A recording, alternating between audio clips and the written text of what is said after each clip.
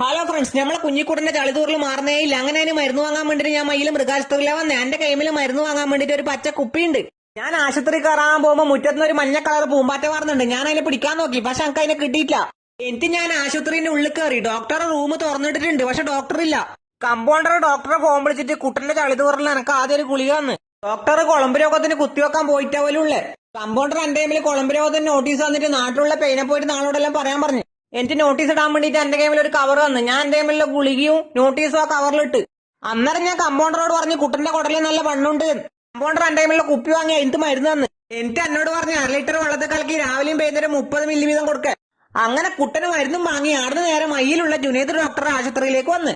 ഉമ്മാക്ക് സുഖമില്ല. ഉമ്മാനെ കാണിക്കാൻ വേണ്ടി ടോക്കൺ എടുക്കാനാണ് ഇങ്ങോട്ട് വന്നേ. ഇവിടെ വന്നിട്ട് ടോക്കൺ എടുത്ത് വെക്ക്, എന്നെ വേണം വിളിച്ചു പറഞ്ഞ ഇവരെ എടുത്തു വെക്കൂല. അങ്ങനെ ഞാൻ ഇവിടെ വന്ന് ടോക്കൺ എടുത്ത് 20ാമത്തെ ടോക്കനാന്ന് എനിക്ക് കിട്ടിയത്. ഞാൻ എനിക്ക് നേരെ വീട്ടിലേക്ക് വന്ന് എന്റെ കുപ്പിയിലെ മരുന്നിൽ വെള്ളം ഒഴിച്ച് കുട്ടന് മരുന്ന് കൊടുത്ത്. അപ്പൊ വീഡിയോ ഇഷ്ടപ്പെട്ടാ സപ്പോർട്ട് ചെയ്യാൻ മറക്കല്ലേട്ടാ.